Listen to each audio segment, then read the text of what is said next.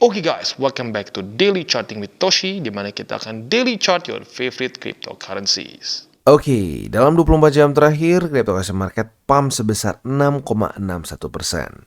Dengan total market cap mencapai di 1,26 triliun US dollars. Dan kita bisa lihat untuk Bitcoin dominance turun sebesar 1,32% dengan volume yang meningkat sebesar 119,56% dalam 24 jam terakhir. Untuk Bitcoin sendiri terjadi peningkatan yang signifikan sebesar 3,73% dalam 24 jam terakhir dan berhasil daily close di atas dari 31.000, bahkan membuat suatu higher high. Ya, weeknya kemarin tuh sampai berapa ya? Nanti kita cek deh, gue lupa tepatnya. Tapi intinya membuat suatu higher high yang cukup signifikan bagi Bitcoin. Ya, kita bisa lihat di sini. Sementara untuk Ethereum basically double dari Bitcoin. Dia meningkat sebesar 7,7% di angka 2013. Ya, buat lo yang akumulasi sekarang udah senyum-senyum banget pasti ya. Untuk BNB terjadi peningkatan sebesar 6,27 juga. Dan dia sekarang trading di angka 259,14. Sementara untuk XRP, nah ini dia monsternya ya, kita bisa lihat sendiri ya. Dia pump sebesar 62,31%. Bahkan week tertingginya itu mencapai 100 ya. Nah untuk FTX gua nggak mungkin bahas di ini aja gitu, cuma bahas di CWT, terlalu pendek ya. Jadi gua kemungkinan besar akan bahas dengan satu video khusus membahas mengenai apa yang terjadi dan apa implikasinya ke dunia kripto. Karena ini suatu berita yang cukup besar untuk XRP. Ya, jadi buat lo yang penasaran, stay tune, nanti lebih siangan kita akan upload video kedua mengenai XRP dan update dari kasus mereka against SEC ya. Oke, lanjut ke Cardano. Cardano juga nggak mau kalah. Dia pump sebesar 25,68% di angka 36 sen. Solana dia juga pump sebesar 31,97% di angka $28 lebih 64 sen. Dan juga Dogecoin terjadi pump sebesar 10,21% di angka 0,071. Dan Polygon Matic juga dia pump sebesar 20%. Nah kalau kita bulatkan di angka 85 sen. Jadi kita bisa lihat pada hari ini luar biasa pergerakan dari cryptocurrency market ya. Nah, apa penyebabnya? Kemungkinan besar kalau buat lo yang nonton DCWT kemarin sudah tahu, tapi kita akan bahas lebih detail lagi ya. Selanjutnya kita akan masuk ke Economic Calendar. Sebelum kita masuk ke sana, kita akan dengar dulu pesan-pesan dari sponsor kita pada hari ini. Oke, today's video is brought to you by BingX. Di mana BingX ini adalah tentunya salah satu cryptocurrency exchanger yang sudah tidak asing lagi namanya ya. Apa saja yang kita bisa lakukan di sini? Buat kita yang masih newbie, ya kita bisa melakukan pembelian kripto secara cepat dan accessible dengan menggunakan buy crypto. Dan buat lo yang mungkin sudah biasa pengen akumulasi secara TA, bisa lakukan dengan di sini ya, spot. Dan juga kita bisa melakukan di sini derivatives trading, ada perpetual futures, ada juga standard futures. Dan buat lo nih, mungkin yang merasa bahwa aduh, gue udah coba ya belajar TA, udah belajar sini, beli buku ini, beli buku itu, tapi masih belum bisa juga. Tapi pengen profit dari cryptocurrency market, bisa melakukan copy trade juga di sini. Atau kebalikan juga, buat lu yang ngerasa bahwa trading manual lu bagus banget, lu bisa pertimbangkan juga untuk di copy trade-nya dan tentunya bagi hasil ya. Nah selain dari itu juga buat lu yang pengen greedy trading bisa lakukan di sini. Dan yang gak main-main adalah new user reward dari BingX. Luar biasa ya, 5.125 USDT siap untuk dibagikan bagi lu yang ingin ya. Nah di sini untuk KYC saja lu bisa mendapatkan $20 dan seterusnya ya. Ada juga sampai 5.000 USDT trial fund yang lu bisa pakai ya. Dan sekarang kita masuk ke Economic Calendar. Yang pertama kita geser dulu ke GMT plus 7 supaya jadi ke WIB. Sorry, ini salah ya. Ini GMT plus 8. Kita ubah ke GMT plus 7. Nah, untuk hari ini kita bisa lihat ya. Hari ini tuh nggak ada yang terlalu penting. Nah, buat lo yang penasaran, kenapa kemarin cryptocurrency market bisa ngepump luar biasa? Salah satu penyebab besarnya adalah ini ya. Kita bisa lihat CPI US, bukan CPI tapi PPI US ya, itu lebih rendah daripada ekspektasi. Walaupun sayangnya initial jobless claim tidak sesuai harapan ya. Nah, tapi ini menurut gua salah satu trigger terbesar yang membuat cryptocurrency market cenderung pump pada hari ini ya. Nah, selanjutnya untuk besok, harusnya besok juga cenderung santai ya. Yes, besok juga cenderung santai. Jadi untuk hari ini dan besok kita lebih fokus ke technical analysis ya. Oke, nah selanjutnya kita akan geser ke newsnya. Untuk news kita pada hari ini datang dari Amrik ya, di mana kita tahu CEO dari Celsius ini bermasalah sebelumnya, tetapi anehnya nggak ditangkap-tangkap. Sekarang sudah ditangkap dan sudah agree untuk membayar settlement ya sebesar 4,7 miliar US dollars. Nggak main-main ya, settlementnya nggak cuma ratusan juta, tapi 4,7 miliar US dollars ya. Jadi nama si CEO-nya tuh ini ya, si Alex Mashinsky dan juga beberapa key eksekutif mereka seperti Ronnie Cohen-Paven ya. Mereka kena beberapa aturan di US seperti fraud dan juga securities manipulation.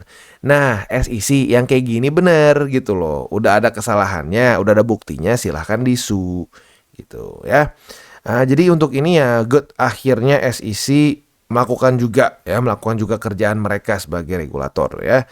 Dan selanjutnya kalau kita juga di sini FTC announce bahwa sudah terjadi settlement sebesar 4,7 miliar US dollars against the exchange yang akan dibayar apabila kreditor dan investor sudah dibayar dulu setelah bankruptcy proceedings begitu ya. Jadi yang dirugikan dibayar dulu, setelah itu baru nanti si ini bayar lagi 4,7 miliar ya. Bagus gitu ya. Kalau kayak di sini pernah ada kasus juga kan dulu ya, kasus apa sih namanya, urusan yang itu travel umroh ya, dananya malah setahu gue kayaknya nggak langsung balik ke korban ya, konyol lah pokoknya. Karena kalau ini bener ya, dibayarin dulu yang dirugikan, baru negara minta ini gitu, minta fine ya, settlement sebesar 4,7 miliar US dollars begitu ya. Oke, jadi kurang lebih seperti itu sih newsnya ya, simple ya, nggak terlalu ribet. Akhirnya ditangkap juga, kasarnya seperti itu ya. Tapi untungnya ini tidak berpengaruh terlalu besar karena ya mungkin apa ya, ya emang dari awal juga cukup lama berita ini, cuma akhirnya ditangkap juga gitu ya. Nah, untuk newsnya kita ngomongin soal DXY. DXY sudah sub 100. Ini salah satu checklist yang sudah kita harapkan dari kemarin-kemarin ya. Kalau buat lo yang kelewat, gue bikin beberapa checklist. Apa yang kita butuhkan untuk Bitcoin bull market dan menembus all time high. Bukan bull market tapi udah mulai ya, technically speaking. Bull market yang mulai kerasa lah gitu, ngepump besar sampai all time high. Apa sih yang dibutuhkan? Yang pertama adalah DXY yang sub 100. Checklist ya. Yang kedua apa? Yang kedua adalah harapan kita the Fed menghentikan peningkatan interest rate. Nah, itu bisa terjadi kalau apa? Itu terjadi kalau initial jobless claim meningkat ya. Sayangnya belum di sini ya. Kita bisa lihat kemarin initial jobless claim masih lebih rendah daripada forecast gitu ya. Nah, yang ketiga adalah PPI dan CPI yang lebih rendah daripada ekspektasi ya. Kalau bisa CPI di bawah dari 2%. Nah, kalau kalau 3 hal itu terjadi, kemungkinan besar cryptocurrency market, dan bukan cuma cryptocurrency sebenarnya ya, risk on asset cenderung akan rally semua. Karena di situ biasanya yang terjadi adalah apa? The Fed akan mulai untuk menurunkan interest rate gitu ya. Kalau itu sudah terjadi, that's really really good. Itu adalah bensin utama untuk bull market yang sustainable ya. Oke, jadi kurang lebih seperti itu sih, very simple ya. Dan kalau menurut di sini targetnya adalah 95,18, which is itu adalah suatu daerah demand di sini ya, daerah demand yang terbentuk di Januari awal ya. Nggak kerasa, gila udah lama juga ya sampai daerah sini. Nah, jadi ini dia makanya kalau lu bingung kenapa 2020 tuh pengen bikin muntah ya, karena ini ya, lihat sendiri. Karena di XY rally-nya nggak kira-kira ya. Dari sub 194-an lah ya, kasarnya 94-an sampai ke 100, tertingginya 114. Ya otomatis risk on asset semua kebakaran begitu. Ya jadi lagi-lagi ini menunjukkan korelasi indeks dolar dengan risk on asset adalah korelasi negatif ya. Sekali lagi bukan cuma kripto tapi risk on asset seperti Nasdaq, S&P, Dow Jones pun mirip-mirip ya. Oke. Selanjutnya kita akan geser ke TA. Untuk Bitcoin kita bisa di sini ya. Literally sesuai harapan dan bahkan menembus harapan ya. Kemarin kan gue PR untuk Bitcoin adalah ini kembali reclaim MA20 ya. Gue bahkan gak mikir sampai reclaim 30.700. Ternyata ya hasil PPI-nya bagus. Hasil PPI bagus, XRP ngepump jadi ketarik double ya. Jadi bisa dibilang overall bagus ya, membuat higher high dengan jelas di sini ya, higher high secara wick maupun secara body ya. Nah, untuk sekarang PR barunya adalah jadikan 31.159 sebagai support ya. Untuk sekarang kemungkinan besar akan terjadi koreksi ya. Eh, Kalau untuk riding the upper band menurut gua nggak tahu deh. Kayaknya belum. Jadi kemungkinan akan koreksi. Nah, harapan gua adalah dia bisa bertahan di sini ya. Bertahan di sini, EMA 20 menjemput, kembali lagi rally ke atas. Itu harapan terbaik untuk Bitcoin secara daily menurut gua ya. Nah, untuk weekly-nya kita bisa lihat di sini doing good ya. Sorry, ini di XY. Untuk weekly kita bisa lihat di sini sudah semakin mendekati ke upper band. Upper band itu di sekitar berapa sih sekarang? 32 ribu. Ya, sekitar 32 ribuan lah ya. Nah, untuk bull support band sudah meningkat dengan lumayan ya. Sekarang itu bull support band yang tertingginya itu di 27.848 ya. Nah, jadi bagus nih makin naik ke atas. Jadi kurang lebih seperti itu untuk Bitcoin secara overallnya. Selanjutnya kita akan geser ke DXY. Akhirnya nih ya, sub 100 juga. Kemarin 100,99 atau 101 lah. Itu sudah berkali-kali menjadi support yang menyebalkan untuk indeks dolar. Di Februari, di April, di Mei ya. Mantul kesel gitu liatnya. Akhirnya jebol juga di sini dan kita bisa lihat semua risk on asset ya, BTC. Lalu kalau kita lihat di sini ya ada S&P, ini Nasdaq, Dow Jones di sini, S&P semua rally ya. Benar-benar puas juga akhirnya ya. Jujurnya gue nggak nyangka secepat ini, tapi ya lagi-lagi market kadang-kadang suka tidak terduga ya.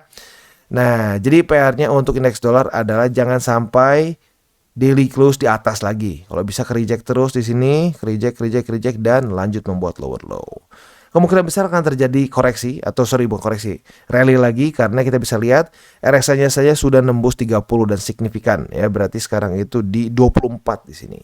Jadi kemungkinan akan mulai rally lagi ke atas ya. Oke, jadi kurang lebih seperti itu untuk indeks dolar. Selanjutnya kita akan geser ke buy limit ya. Nah, sebelum kita masuk ke buy limit, seperti biasa gue akan disclaimer dulu bahwa semua konten dari Toshi Crypto Indonesia ini bukanlah financial advice. Ini semua bentuknya adalah edukasi ya. Lalu bagaimana cara untuk mendukung TCI? Ada banyak caranya. Lu bisa like our video, bisa share our video, atau juga bisa menggunakan link referral kita di bawah. Lu bisa pilih deh, nyari semua exchange gede lu bisa pakai ya. Nah, selanjutnya buat lo yang pengen punya hardware wallet bisa pertimbangkan untuk beli di Encrypt. Karena Encrypt ini adalah authorized reseller dari berbagai macam brand di sini. Jadi nggak perlu lagi deg-degan mikirin ya, aduh ini asli atau enggak, compromise atau enggak ya. Oke, selanjutnya kita akan geser ke buy limit. Dan sekarang kita masuk ke Bitcoin. Untuk Bitcoin kita bisa lihat maka posisi spotnya ada perubahan yang lumayan signifikan ya. Untuk buy limit pertama jadi di 31.159. Buy limit kedua di 30.700 dan buy limit ketiga kita skip EMA 20 jadi ke 30.164 ya, itu untuk posisi spot di Bitcoin. Untuk posisi futuresnya kita lihat nih apakah dia akan mantul di 31.159 atau tidak. Kalau terjadi pantulan di sini retest 1 retest 2, kita bisa buka posisi long dengan target TP kita nanti di upper band ya.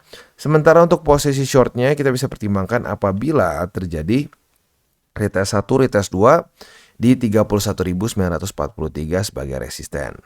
Nah, target TP-nya adalah di 31.159. Dan sekarang kita masuk ke Ethereum. Untuk Ethereum kita bisa di sini ada perubahan struktur yang lumayan signifikan. Buy limit pertama jadi di 1943, buy limit kedua di 1909, dan buy limit ketiga kita di MA50 ya. Itu untuk posisi spot di Ethereum dan secara struktur is doing good, membuat suatu higher high ya. Nah, untuk posisi futuresnya mirip-mirip seperti BTC. Apabila terjadi retest 1, retest 2 di 1943 sebagai support ya, kita bisa buka posisi long dengan target TP nanti di upper band ya. By that time mungkin kemungkinan besar sudah semakin lebih tinggi ya. Nah, untuk posisi shortnya masih cukup jauh ya. Jadi untuk posisi shortnya kita mungkin skip dulu lah ya.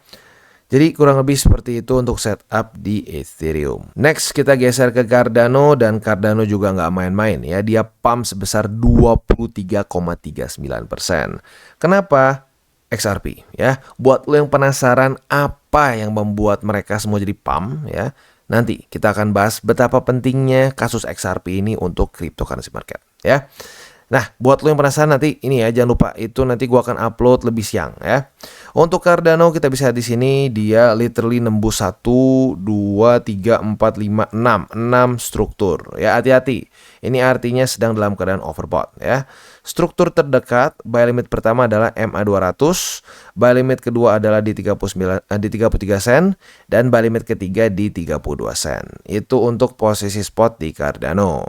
Untuk posisi futuresnya sudah terdapat ini ya, rejection 1, rejection 2. Artinya kita sudah punya posisi short ya. Nah, posisi short kita ada beberapa target TP. Target TP konservatif di MA200, target TP lebih agresif bisa pertimbangkan di 33 sen. Ya, itu untuk posisi short yang sudah kita dapatkan karena terjadi retest 1, retest 2 di 36 sen ya.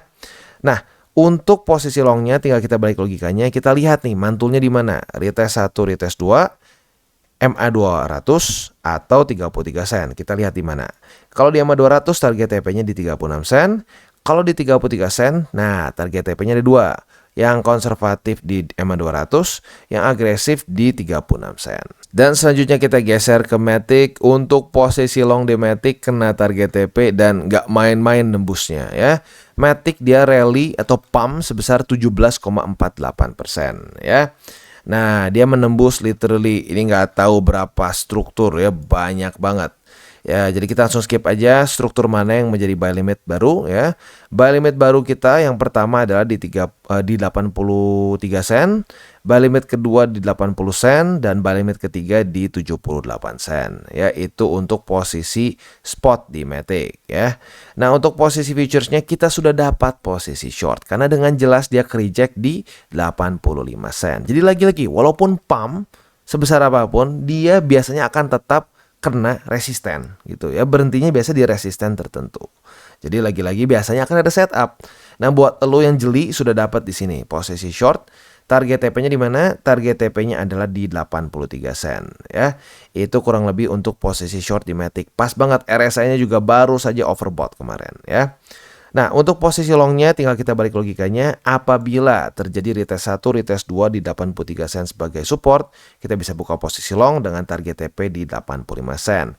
Dengan catatan, posisi longnya high risk. Kenapa? RSI sudah nyaris overbought dan jauh di atas dari Bollinger Band. Dan selanjutnya kita geser ke BNB. Untuk BNB kita bisa lihat juga terjadi rally yang cukup signifikan ya, sebesar 5%-an dan struktur ada perubahan tentunya ya. Buy limit pertama jadi di 251,4, buy limit kedua di 240,2 dan buy limit ketiga jadi di 230,8. Ya, itu untuk posisi spot di BNB. Good news ya, 251 akhirnya ditaklukkan juga. Untuk posisi futuresnya kita sudah dapat posisi short karena terjadi retest 1, retest 2 di 256,5. Bedanya untuk yang BNB sekarang dalam keadaan minus ya. Nah, target TP untuk posisi short kita di sini adalah di 251,4 ya. Itu untuk posisi short di BNB. Untuk posisi longnya tinggal kita balik logikanya.